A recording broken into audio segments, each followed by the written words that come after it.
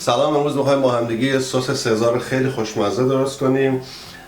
برای سالاد خیلی خوب میشه. دستورش هم روشا و من با همدیگه دوتایی همطوری هی سعی و خطا کردیم و به دستور رسیدیم که روشا خیلی دوست داره، منم همینطور، و با یه عالمه آدم دیگه و بچه‌های دیگه هم امتحان کردیم، همه این سس رو خیلی دوست دارن. درست کردنش خیلی ساده است.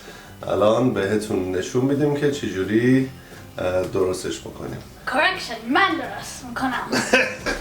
مواد اولی برای درست کردن سس سیزر هست پستو. اگه میخواین بذارین توش ایتالیان سیزنینگ، لیمو، سیر، پارمیزان، مایونز، ماست، فلفل، نمک و روغن زیتون.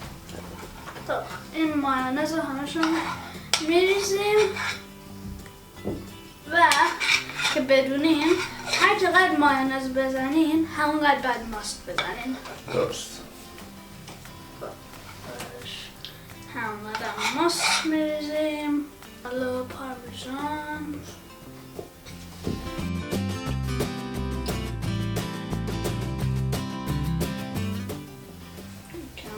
ایتالیان سیزنینگ.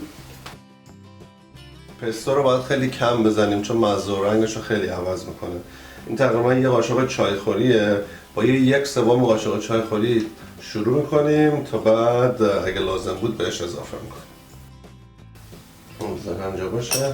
نوبت چیه؟ لیمو.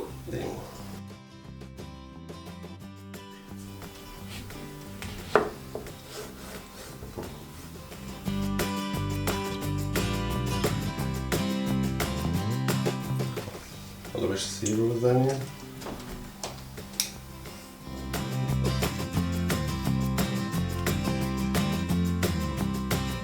نمک، فلفل، روغن زیتون. بعدش نمک و فلفل.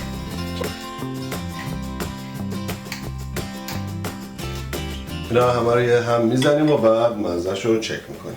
اگه دوست داشته باشین میتونین رو توی دستگاه مخلوط کنم بذارین و راحت با هم قاطی کنین. اگه اون کارو بکنین سستون یه ذره رقیق‌تر و روون‌تر میشه. مثل آب میشه. آره.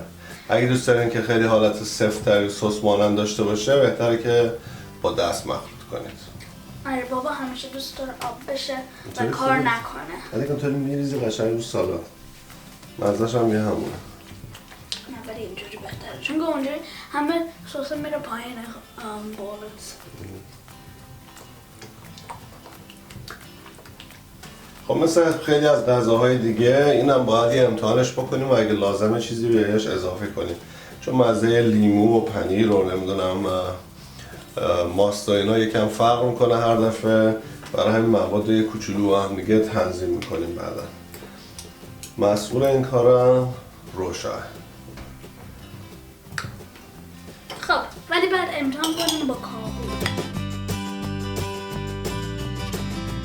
خب سس سزارمون آماده است. یه سالاد سزار هم درست کردیم که باهاش امتحان کنیم. طرز تهیه‌اش هم خیلی آسونه، فقط کاهو لازم داریم. سس رو باش قاطی میکنیم، یکم پنیر پارمیزان میزنیم روش. اگه از این کروتان هم داشتین که بهتر، اگرم که بیکن داشتین حالا یا بیف یا خوک اونم روش بزنین و نوش جان کنین.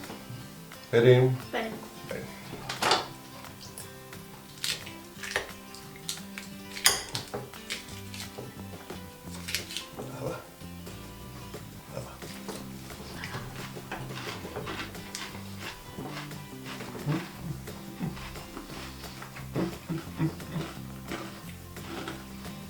خیلی خوشمزه شد. خب چطور بود؟ عالی بود. امیدوارم که این سس رو درست کنیم. خیلی آسون و خوشمزه. لایک و سابسکرایب یادتون نره. ویدیو رو با دوستان و فامیلتون شیر کنین. کامنت برامون بذارین، خوشحال میشیم. این دکمه زنگوله این پایین هم بزنین که ویدیوهای جدید رو زود متوجه بشین. تا هفته بعد خداحافظ.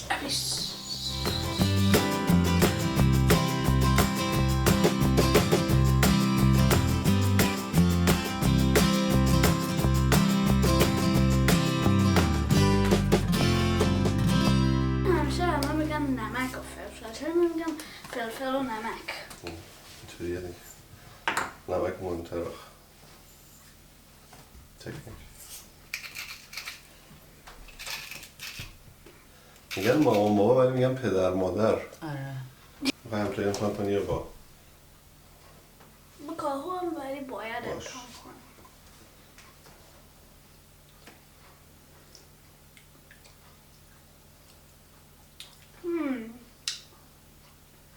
خب پارمیزانش که خوبه.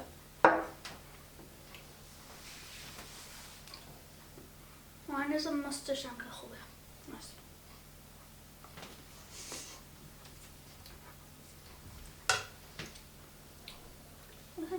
یکم بیشتر لیمو. من میزنم. یکم بیشتر پستو.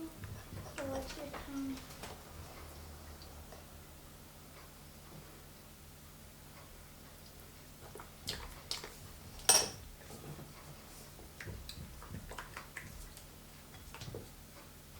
Okej, då är det på inte ha.